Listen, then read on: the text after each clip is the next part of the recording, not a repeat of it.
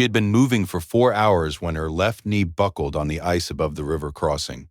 Not broke, buckled, the joint giving on a frozen patch as Hale's weight shifted, and she went down hard, both of them sliding 6 feet before she stopped them with one hand flat against the frozen ground. Enemy voices on the northern ridge. Dari, wind carried, 400 meters, maybe less. Hale made a sound against her shoulder. Not words. He had stopped making words 2 hours ago. Stay quiet, she said. Low and flat, the tone of someone explaining something already understood. She got her right leg under her, then her left. She straightened fully under Marcus Hale's 210 pounds, found her footing on the ice, and started moving again. Behind her, 200 meters back in the tree line, Danny Osei was waiting in the dark. She would go back for him when she had Hale in cover. She always went back. Before we go any further, hit that subscribe button right now and stay with me until the very last word. Drop a comment below telling me what city you are watching from. I love seeing how far these stories travel. Because to understand what she did that night, you need to know what happened 4 days before it. Her name was Lieutenant Kira Strand. If you had seen her in the mission brief at FOB Ramrod 5 days before the ambush, sitting in the 4th row, grid notebook open, pen moving, fatigues fitted to her frame in the particular way fatigues fit people with not much frame to work with, you would have put her at 130 pounds. Maybe 132. She was 5'4". She had the build of someone who, by every reasonable external measure, had not been designed for what she was doing in that room. She had been a Navy SEAL for 6 years. She carried 2 combat deployments, a maritime insertion qualification earned with the 2nd highest score in her class, and a field medicine certification that the battalion surgeon had described in a formal evaluation as unusually thorough for an operator of her designation. She had not mentioned any of this at FOB Ramrod. She sat in the 4th row and took notes and did her equipment checks, and waited for the people who needed to form opinions about her to form them. The team she was joining, Alpha Trident, 8 operators, had been working together for 17 months. They had the tight internal cohesion of a group that has shared enough difficult space long enough to communicate through radio tone and body language as clearly as through words. She was the attachment. The replacement for an operator who had gone down with a knee injury 10 days before the deployment window opened. Nobody said anything about her arrival directly. Nobody had to. On her left forearm, below the crease of her elbow, there was a scar shaped like a fishhook. Old, silver-edged, well past the stage where it bothered to explain itself. Nobody asked about it. She did not offer. She sat up in the corner bunk. She slept well. The first thing Chief Petty Officer Marcus Hale said about her was not said to her. He said it to the operator beside him during kit loadout on the 2nd morning, while she was adjusting the weight distribution in her ruck, and he was standing 6 feet behind her and apparently proceeding on the assumption that she would not hear it, or that hearing it would not change anything. That's ambitious kit for someone her size, he said. She's going to be behind us from the first click. She did not turn around. She tightened the last buckle on the ruck, shouldered it, 67 pounds, less than she had carried in training, less than she had carried once in Helmand in a situation no one in this building knew about, and moved to the staging area. On the 3rd day, Alpha Trident ran a team fitness circuit on the compound grounds. Full kit, 90 minutes, the standard check before a mission window. She finished in the middle of the group. Not first, not last.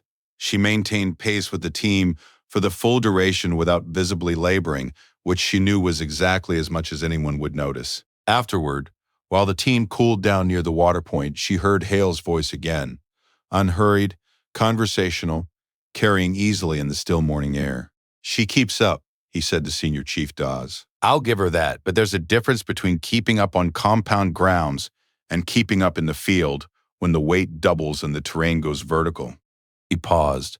She looks fragile. If something goes wrong out there and we need everyone pulling full load, I'm not comfortable with what that picture looks like. Dawes said nothing. Kira filled her water bottle. She did not look at either of them. On the 5th day, during the final mission brief, when Captain Delia Maris walked through the break contact plan and the extraction route, Hale raised his hand. If we take casualties, he said, I want everyone clear on load capacity. Moving a man in the field requires a specific standard.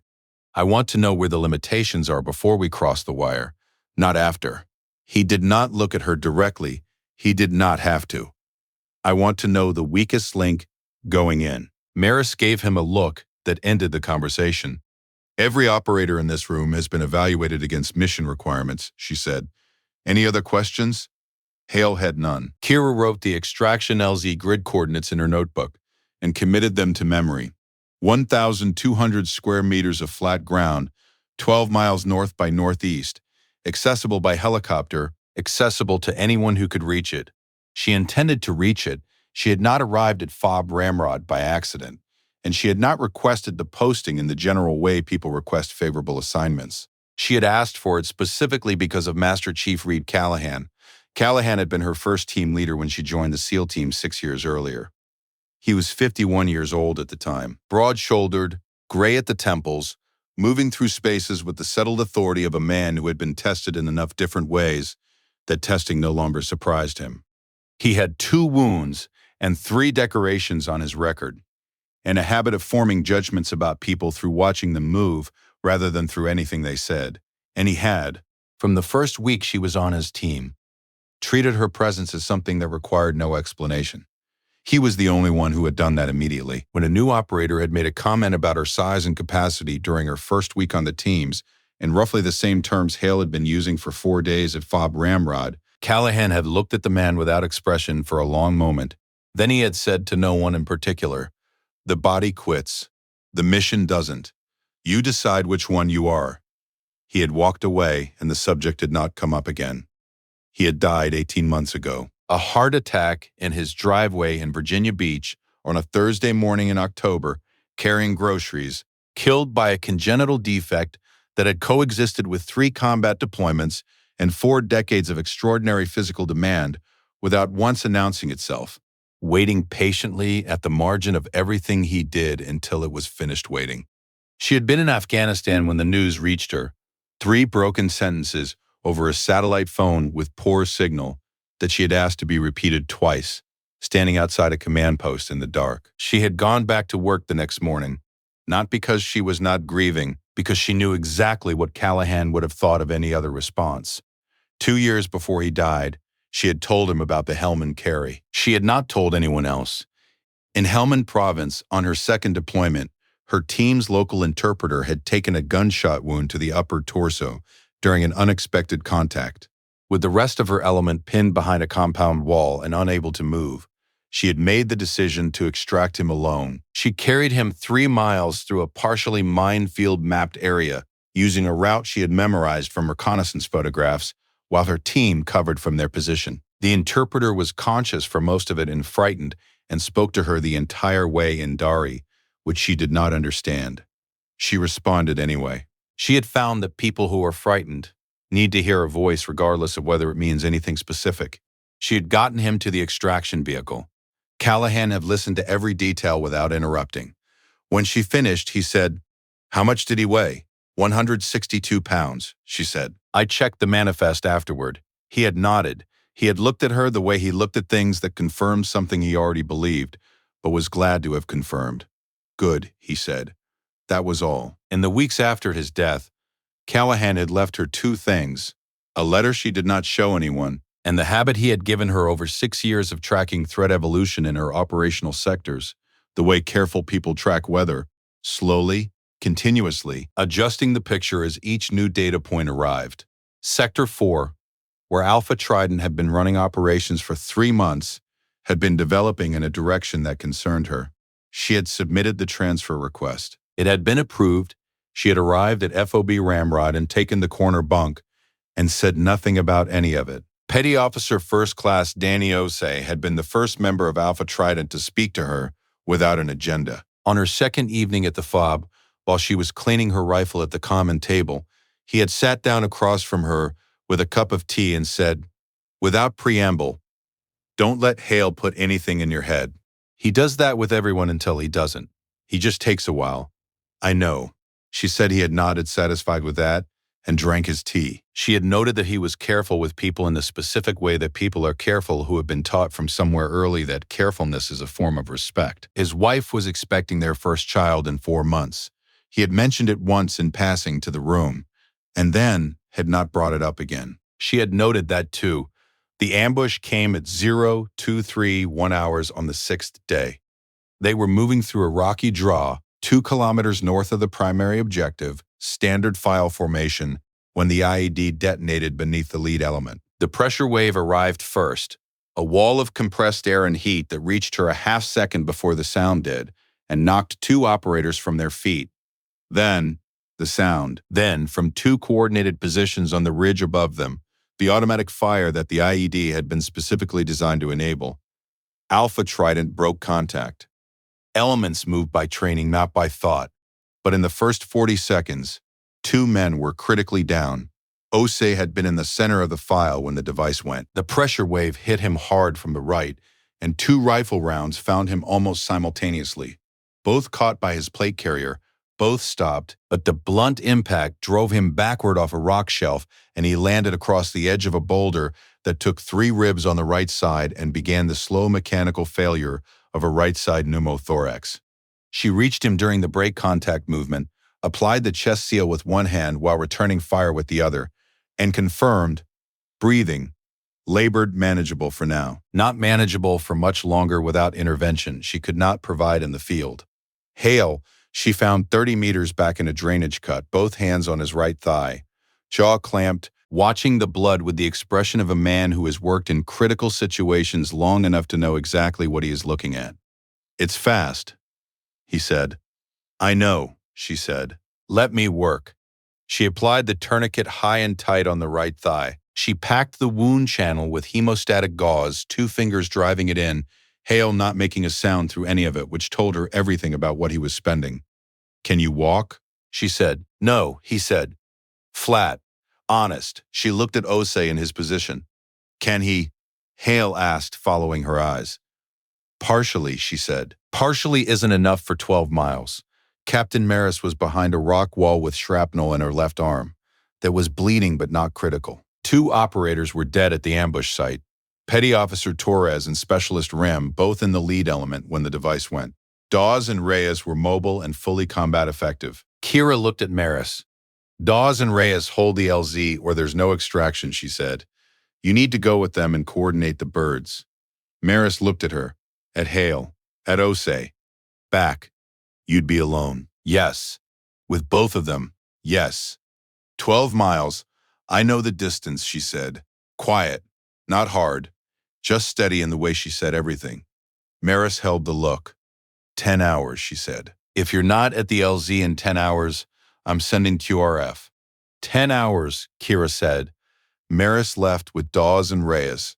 The dark closed back. Kira was alone with 2 men who together weighed 380 pounds and 12 miles of enemy territory, and a knee that was already registering the accumulated cost of the contact. She looked at Hale. He looked at her. "You can't carry both of us," he said. "Not simultaneously," she said. She explained the relay system. She would take him forward 400 meters, position him in cover with his weapon and ammunition, return for Osei, bring Osei forward 400 meters past Hale's position, return for Hale. For every 400 meters of forward progress, she would walk 1,200. For 12 miles of progress, she would walk approximately 36. Hale processed this. 36 miles, he said. "Yes." Through contact. "Yes." He said nothing else. She appreciated that. She got him in a modified fireman's carry. His weight distributed forward across her back, his arms cooperative because his upper body was functional, his torso helping with the balance in a way she was grateful for. She moved north. She covered 400 meters and positioned him in the crook of a rock shelf with his HK-416 and 4 full magazines, and a whispered "stay quiet," and she moved south again in the dark, covering ground she had just covered, and found Osei. Osei she moved differently. He could use his right leg for partial weight bearing, so she supported him under his right shoulder and let him hop drag while she took his mass. And together they covered 400 meters in the time that 100 had taken with Hale. She positioned him in cover ahead of Hale's position. She went back. The relay became automatic by mile 3. Her body found the rhythm of it, not sustainable in any permanent sense. Not something she could call comfortable, but achievable in the incremental way that all impossible things become achievable when you stop looking at the whole distance and focus only on the next 400 meters, the next footfall, the next position change. She stopped thinking about 12 miles.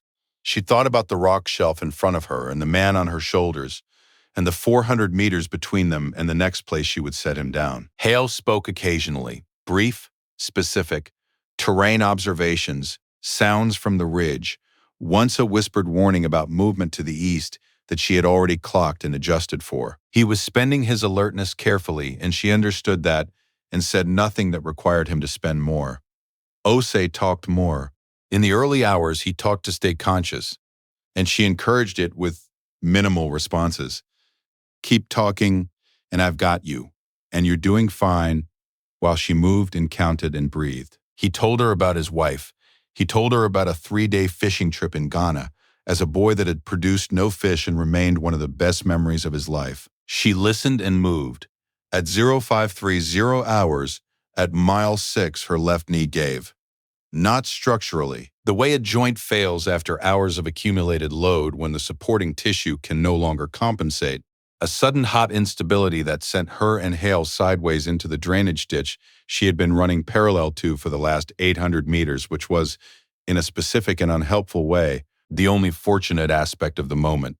She lay on the frozen ground for 30 seconds, enemy movement above, flashlights sweeping the terrain 80 meters up the slope, voices, 4, maybe 5, moving east along the ridge. She pressed her hand flat against Hale's chest. He went entirely still. The voices moved. The light swept once more across the ridgeline above the ditch and disappeared. She lay in the silence for another full minute. The cold was -3 degrees and pressing through her kit in a way it had not been pressing an hour ago, which told her what her body's core temperature was doing. Her knee was radiating heat through her trouser material. Her ration bars were gone. Her water reservoir had a quarter-liter remaining. She had been moving for 6 hours. She thought about Callahan. Not the advice, not the operational logic, just him, the particular quality of his presence in any situation, which was that he had never once appeared to be deciding whether to do something. He was simply doing it, and the decision had been so embedded in who he was that it no longer existed separately from the action. And underneath that thought, arriving the way it always arrived in the worst moments, not a memory exactly, but a principle that had taken the precise shape of his voice and never left. The body quits. The mission doesn't. You decide which one you are. She was the mission. She got up. She went back for Osei. Miles 7 through 10 were a different kind of hard. Not the shock of the early hours, but the attrition of a body that has spent its reserves and is operating on something that is not precisely physical anymore. Her knee held because she did not give it the option not to. She taped it with the last of her medical rep during the 30-second rest she permitted at the mile 9 marker, a specific rock formation that matched the reconnaissance photograph she had memorized, and she continued. She keyed her radio at mile 9, a brief squawk. Sparrow to LZ. Status. A pause. Maris, LZ secure. 2 birds on standby. What's your ETA strand? 3 hours. She said, maybe less. Copy. QRF is staged. Say the word. I'll say the word when I'm there, she said. Out. She put the radio away. At the mile 9 gap in the rock wall, a single insurgent came around the corner, from the wrong direction at the wrong moment. Close enough that she saw the surprise on his face before she ended the encounter. 1 trained movement, 2 seconds. She moved Hale into cover. She waited 3 minutes listening for follow-on contact. Nothing. She went back for Osei. At mile 11, Osei's breathing had changed. She had been monitoring it by ear for hours. The shallow managed respiration of a man compensating for a developing right-side pneumothorax. At mile 11, it was worse. Not immediately critical, close enough to critical that she changed her calculation. She could not finish the relay. Not at this pace. The last mile needed to happen differently. She looked at the terrain. She looked at Hale, who had been tracking Osei's breathing from 20 meters away for the last hour with the focus of a man who has done this work long enough to recognize when the margins are narrowing. How far? He said. What do you need? She pulled the paracord from her kit. She cut 2 branches from the scrub pine beside the track. She lashed them together, with the practiced efficiency of someone who had been trained for field-expedient construction under duress. She loaded Osei onto the improvised litter. He was semi-conscious now, breathing in small, deliberate intervals, conserving everything he had for the work of breathing. Hale looked at the litter. He looked at his tourniquet. He looked at his hands. He reached out and took the front poles across his chest. She looked at him. "I said I wanted to know the weakest link," he said quiet. "I was wrong about where it was." She said nothing. She took the rear poles. They moved. The final mile took 47 minutes. Enemy contact from the western tree line, 3 separate bursts, suppressed by Hale, firing his sidearm with both hands from the litter's front poles, buying her the seconds she needed each time to keep the litter moving and keep the distance closing. She did not stop when he fired. She did not stop between bursts. She drove her legs against the incline and watched the distance to the tree line shrink in the incremental arithmetic of a thing that is possible, because it has to be. At the 800-meter mark, her left knee locked. She did not stop. At the 400-meter mark, Osei said her name, just her name, very quietly. "I've got you," she said. Almost there. At 300 meters, she could hear the rotors. At 200 meters, she could see the landing lights. At 100 meters, her legs were shaking with the specific violence of muscles that have exhausted their glycogen reserves and are operating on residual electrical signal and nothing else. She did not stop. When they broke the tree line, the rotor wash hit them like a wall, the warm mechanical hurricane of 2 helicopters spinning up on a cleared mountain LZ, and the flight medic sprinting toward them with a second medic behind him, and the landing lights flooding the last 40 meters of ground she had to cross with a flat white light that felt, after 11 hours of cold mountain dark, like something from a different world. The flight medic reached them and looked at the litter and looked at Hale and looked at her, and then looked out at the dark ridge behind them, where there was nothing but 12 miles of mountain and whatever she had left in it. "Jesus," he said. "How many made it out?" She set the rear poles down. 3, she said. She stepped back to let the medic team reach Osei. She stood in the rotor wash, 132 pounds a person, at the end of 36 miles of mountain in -3-degree cold, and she breathed for the first time in 11 hours without calculating how many breaths she was permitted. 3 days later, in the field hospital at FOB Ramrod, Marcus Hale's leg had been cleaned and repaired and elevated, and was going to remain attached to him for the rest of his life, which was not something that had been certain on the mountain. He had asked to see her the day after his surgery. She came to the bedside and stood at the foot of the cot with her hands at her sides, waiting in the way she waited for everything. He looked at the ceiling for a long moment. "Strand," he said. "Chief," she said. "I was wrong," he said at the compound. "All of it." She looked at him steadily. "I know," she said. He nodded. He did not say anything else because there was nothing else that needed saying, and he seemed to understand that. "Get some sleep," she said. "The leg hurts more on day 4. She left the ward. In the corridor outside, she stopped and leaned against the wall and closed her eyes. Not because of anything emotional, because her knee was still damaged and the corridor was quiet, and she had been moving for so long that stillness felt like a physical adjustment. She thought about Callahan, about the specific way he would have found her timing funny, the way she always located her exhaustion 3 days after it had been relevant, standing in a corridor with nowhere to be instead of in the field where it had mattered. She pushed off the wall and walked back to her bunk.